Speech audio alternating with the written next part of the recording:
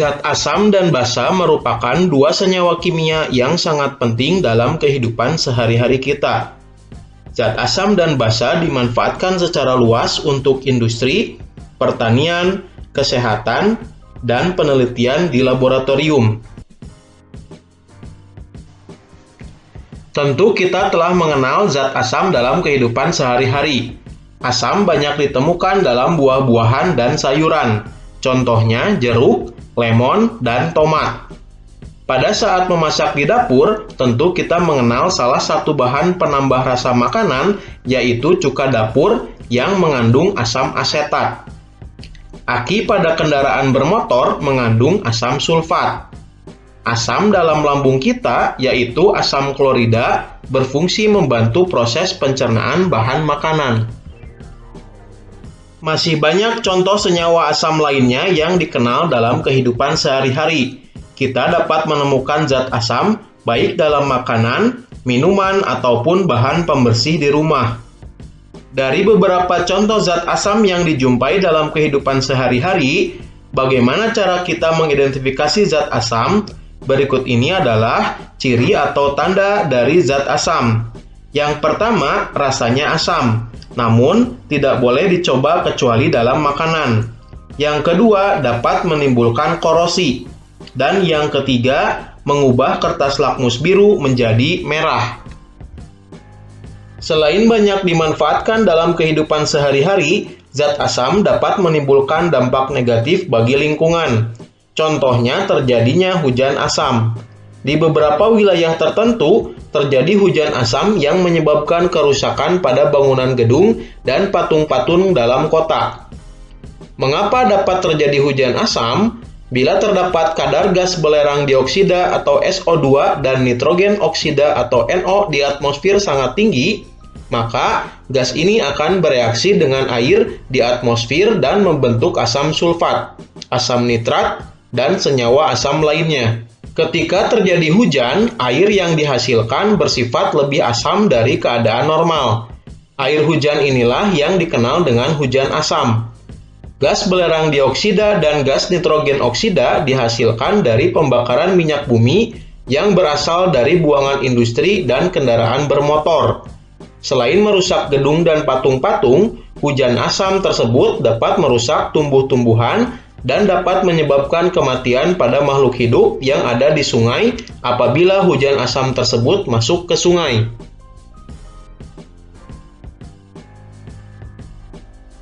Basa merupakan larutan yang banyak dijumpai dalam kehidupan sehari-hari. Contoh benda yang mengandung basa ialah sabun mandi, sabun cuci, sampo, pasta gigi, obat mah, dan pupuk. Dalam penggunaan sehari-hari, umumnya basa dicampur dengan zat lain. Bagaimana cara kita mengidentifikasi larutan basa? Berikut adalah sifat-sifat basa. Yang pertama, mempunyai rasa agak pahit, namun tidak boleh dicoba. Yang kedua, terasa licin di kulit. Dan yang ketiga, mengubah kertas lakmus merah menjadi biru. Dalam kehidupan sehari-hari, zat basa sering direaksikan dengan zat asam untuk menghasilkan senyawa netral atau dikenal dengan reaksi netralisasi.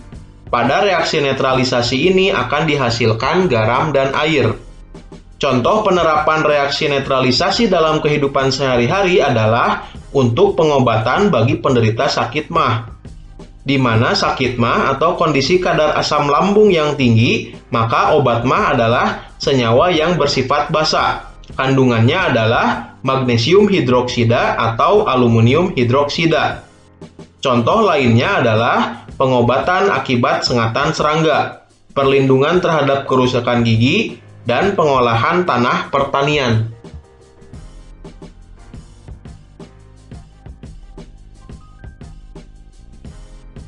Jenis senyawa garam yang paling dikenal adalah garam dapur, atau nama senyawa kimianya natrium klorida atau NaCl.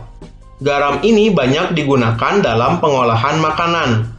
Bagaimana senyawa garam dapat terbentuk? Salah satu reaksi yang dapat membentuk garam adalah reaksi asam dan basa atau reaksi netralisasi. Pada reaksi netralisasi tersebut akan dihasilkan garam dan air.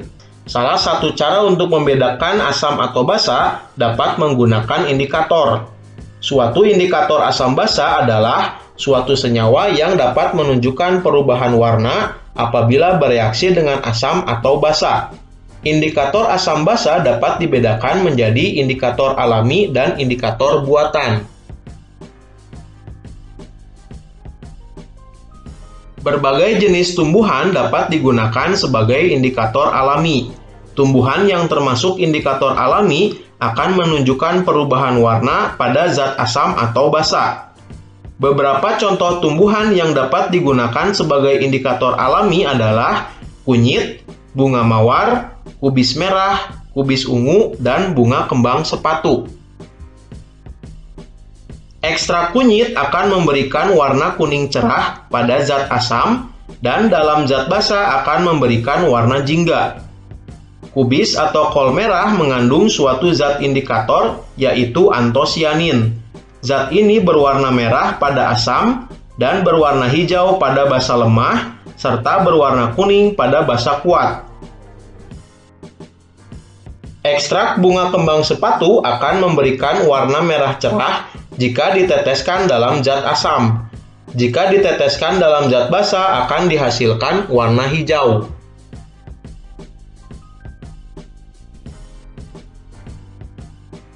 Salah satu jenis indikator buatan yang bukan dalam bentuk larutan cair adalah kertas lakmus.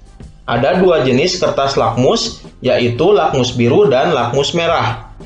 Warna kertas lakmus biru akan menjadi merah dalam zat asam. Warna kertas lakmus merah akan menjadi biru dalam zat basa.